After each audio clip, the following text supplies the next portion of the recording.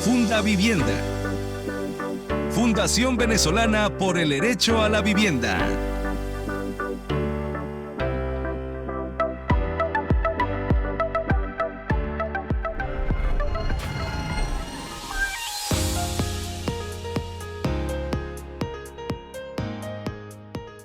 Y el día de hoy tenemos una invitada muy especial. Tenemos con nosotros en Funda Vivienda a la doctora Carolina Escarrá. Ella es politóloga, experta en relaciones internacionales y además docente. Bienvenida, Carolina, muchísimas gracias por estar con nosotros el día de hoy. Gracias a ustedes por la invitación siempre. Bueno, mire, como todos sabemos, quienes estamos apreciando esta comunidad de Funda Vivienda, nosotros venimos desarrollando el tema de las 7 transformaciones y quizás personas no ven todos los videos porque nosotros hemos tenido una serie de videos donde hemos estado pedagógicamente hablando sobre el tema de las 7 transformaciones. Tú, Carolina, ¿nos puedes explicar para esas personas que quizás no vieron los videos anteriores qué son las 7 transformaciones del Plan de la Patria? Mire, las 7 transformaciones son un plan de la nación. Nosotros todos, digamos, cada segmento que hay una presidencia, hay un plan de la nación que lo precede. Desde que está el comandante Chávez y desde que se aprobó la Constitución bolivariana en el año 99, cada plan de la nación cuenta con una especie de constituyente del plan de la nación. Yo recuerdo que en el año 2006 al 2013, por ejemplo, había espacios en las plazas donde uno colocaba sus propuestas, había otra oportunidad en la que uno podía inscribirse en una página web, en colectivo y hacer una propuesta también. Siempre ha habido propuestas. En este caso fue mucho más constituyente porque parte de una visión donde las 5 generaciones se reunieron y empezaron a hacer propuestas de cómo veían que debía ser ese programa político para el siguiente periodo presidencial. El presidente Nicolás Maduro, reunió a las 5 generaciones. Eso se dividió en 7 transformaciones que están vinculadas a los 5 objetivos históricos que fueron planteados por el comandante Chávez en el plan 2013-2019. Entonces hay que verlo siempre como una continuidad, ¿no? Una continuidad dentro de la revolución y dentro de la Constitución, es sumamente importante. Nosotros además el plan de la nación es un plan que es no solamente constitucional, sino que siempre ha sido así, es decir, el primer plan no lo hizo el comandante Chávez, sino que es algo incluso que viene de lo que era la Cuarta República, que empezó en 1830, ¿no? Pero siempre hay un plan de la nación para los diferentes etapas del gobierno, por llamarlo de alguna manera, ¿no? En el caso del comandante Chávez, el plan de la nación se presenta antes, se presenta como un programa de gobierno que la gente va a elegir o no va a elegir en el momento de la votación. Anteriormente era algo que decidía prácticamente la Asamblea Nacional y el Ejecutivo Nacional. Perfecto, entonces es la continuidad.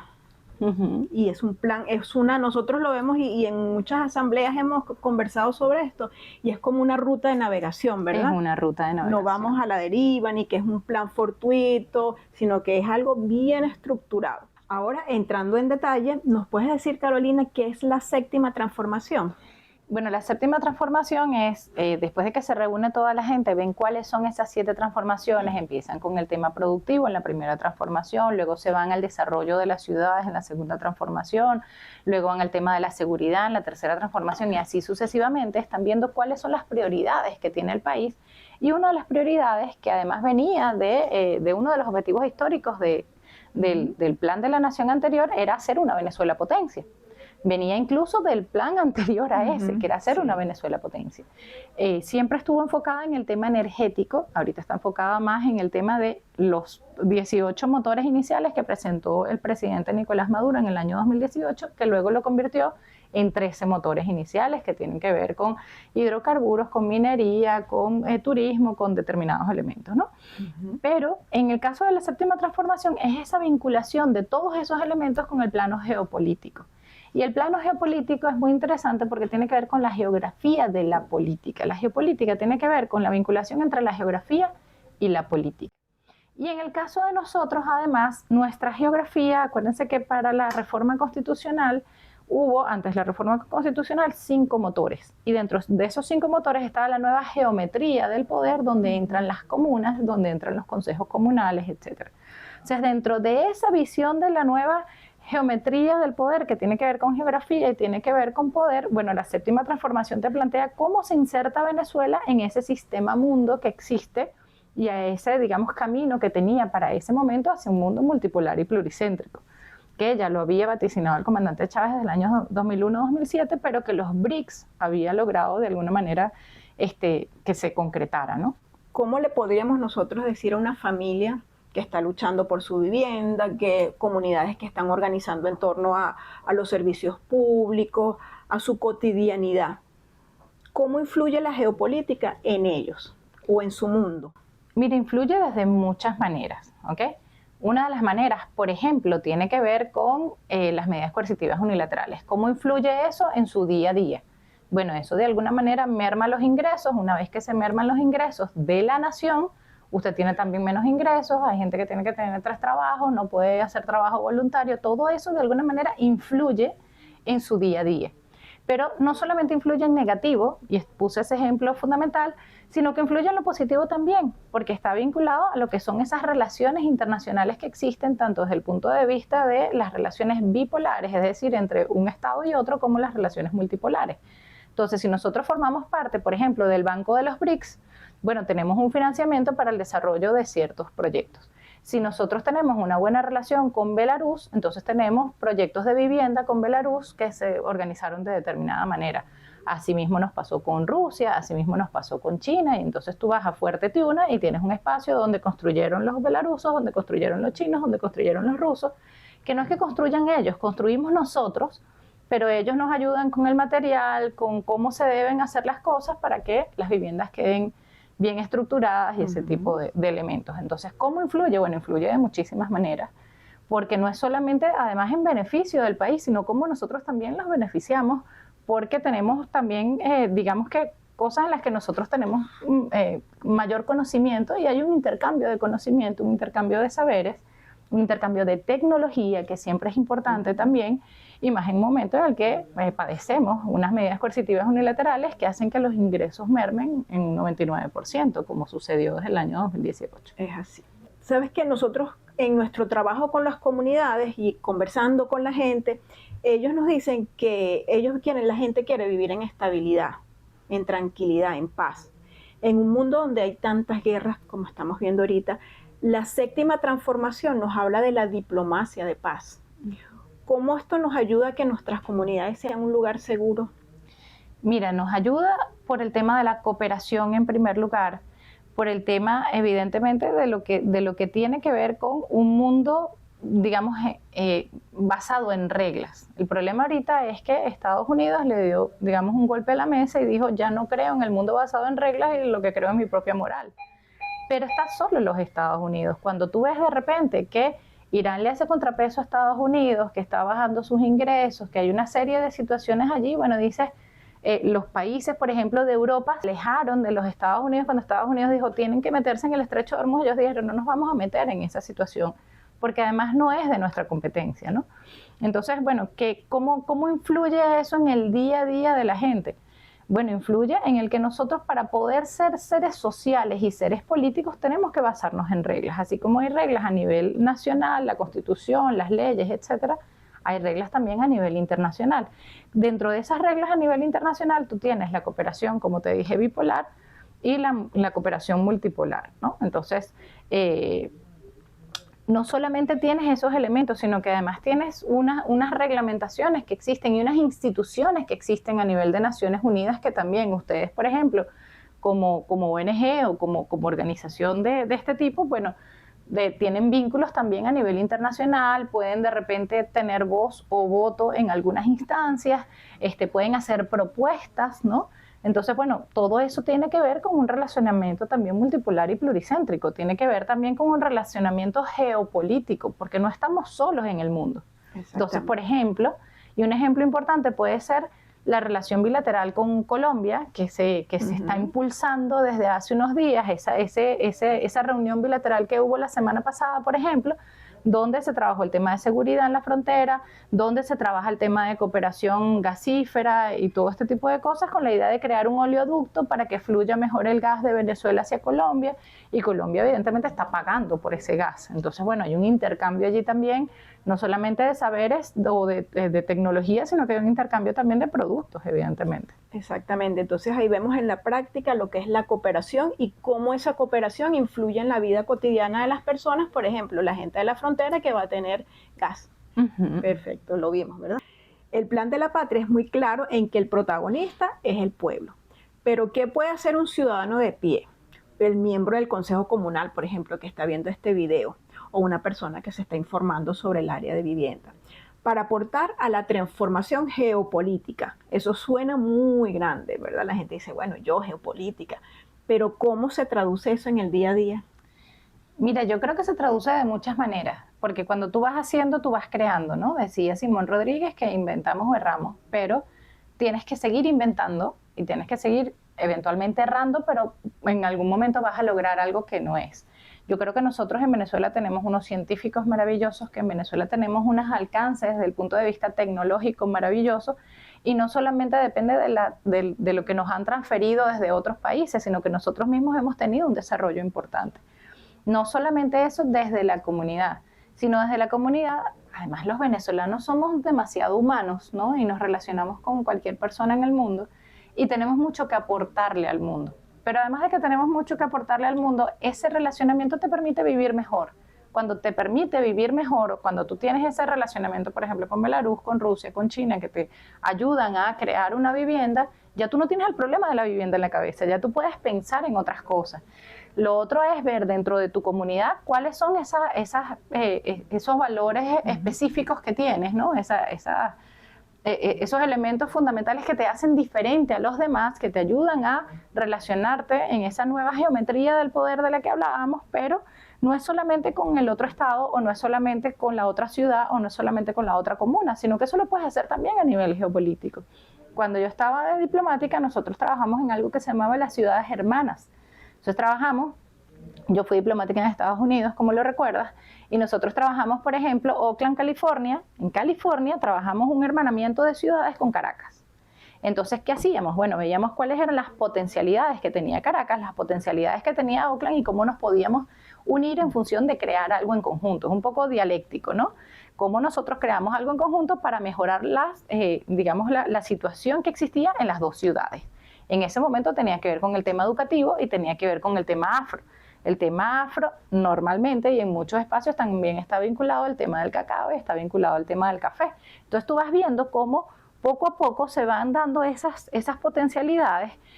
Caracas tenía otros elementos también que podía aportar a la mesa y bueno, como entre todos van creando algo nuevo y solamente son hermanamientos de dos ciudades, donde trabajan que los consejos comunales, las comunas, las asambleas de ciudadanos, donde trabajan algunas veces también cada edificio o cada casa, ¿no? O sea, cómo nos vinculamos nosotros como pueblo con ese otro pueblo que existe afuera, ¿no?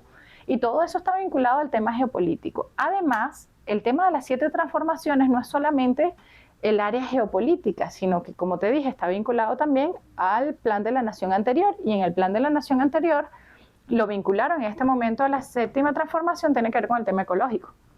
Y el tema ecológico es fundamental para no solamente destruir el capitalismo como sistema de opresión y de dominación y de explotación del otro debido a su fuerza de trabajo, sino que es también un elemento que nos va a permitir seguir construyendo, ¿no? Porque si destruimos el planeta no podemos construir nada. Claro. Ahora, ¿qué hacemos nosotros? Bueno, construimos. Entonces tenemos de repente programas para sembrar árboles, tenemos programas para embellecer nuestra comunidad, tenemos programas que nos ayudan a vivir mejor, porque al final todo esto está enfocado en un elemento fundamental que lo decía nuestro libertador Simón Bolívar allá en Angostura en 1819, que es el gobierno más perfecto, es aquel que te permite tener la mayor suma de estabilidad política, la mayor suma de seguridad social, precisamente eso, y la mayor suma de felicidad posible para nuestro pueblo. Hoy que me estás entrevistando es Día de la Felicidad a nivel internacional, ¿no? Eso lo pusieron en el colegio de mi hijo. Pero nosotros somos uno de los pueblos más felices del mundo, precisamente por eso, ¿no?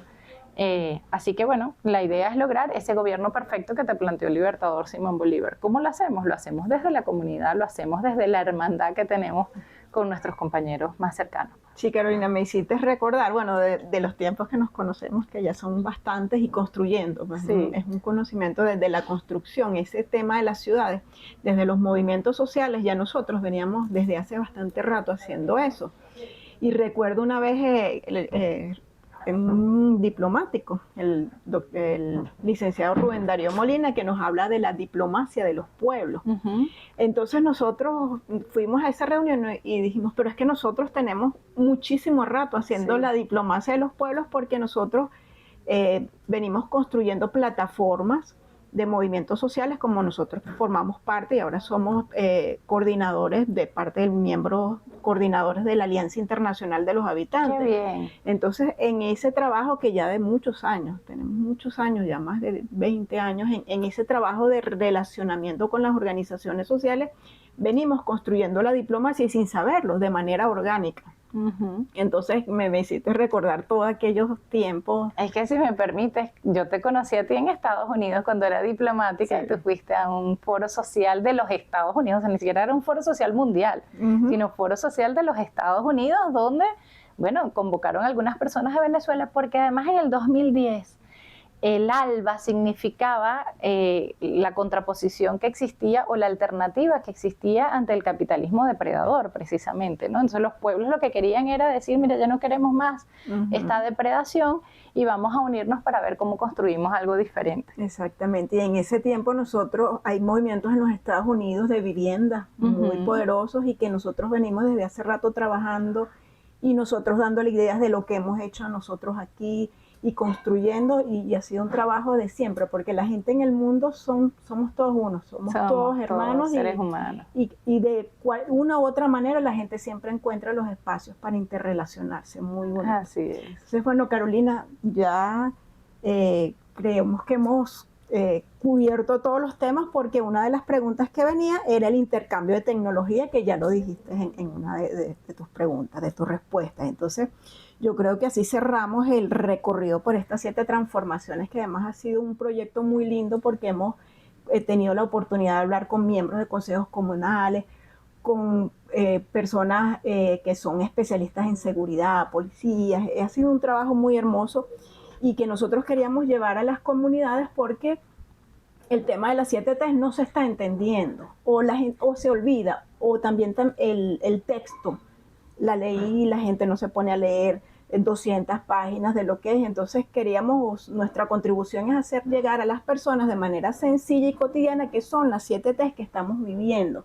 Además que son un plan de transformación, es una ruta de navegación y nos produce esperanza para seguir aportando. Sí, yo creo que lo más importante de las 7 transformaciones es eso, o sea, que te produce esperanza, que todos participamos en ella de alguna u otra manera, porque de repente hay una persona que no participó, pero participó alguien de su familia o alguien de su comunidad que en algún momento escuchó algo que esa persona dijo y lo puso sobre la mesa, ¿no?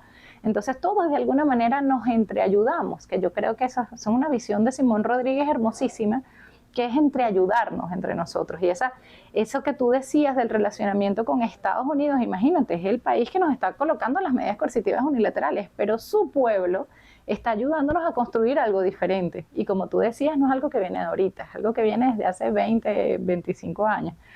Y que no es solamente un tema de la diplomacia de los pueblos, sino de la diplomacia de paz, que también me parece que es muy importante, sobre todo en este momento en que estamos en guerra a nivel internacional, en este momento que acabamos de pasar por lo que fue el impacto del 3 de enero aquí en Venezuela, ¿no? Entonces es importante que nosotros somos un pueblo de paz, nosotros queremos vivir en paz, nosotros queremos llevarnos bien con el resto de la gente, no tenemos odio en nuestro corazón, no tenemos esa visión que tiene de repente una élite geopolítica a nivel internacional, que es la que quiere dominar el mundo desde su forma de entenderlo, ¿no? Que al final tiene que ver con los bloques históricos de lo que piensa uno y piensa el otro. Los dos creen que tienen la razón. ¿Y cómo hacemos nosotros para dialécticamente? Y yo creo que en eso los venezolanos y las venezolanas tenemos mucha fortaleza para lograr construir, ¿no? Y lo importante de este plan es que construyes a partir de una situación tan compleja como tantas medidas, más de 1083 medidas coercitivas unilaterales. Bueno, entonces los vemos en nuestro próximo episodio. Yo creo que ya hemos concluido con esta serie, y lo que vamos a hacer es un resumen de todas esas maravillosas aportes que nos han dado las personas. Y bueno, y seguimos aquí en nuestra casa común, que es Venezuela. Y que la defendemos a través de la producción, de la conciencia y de la verdad. Muchísimas gracias, Carolina. Gracias a ustedes. Gracias a ustedes. Chao.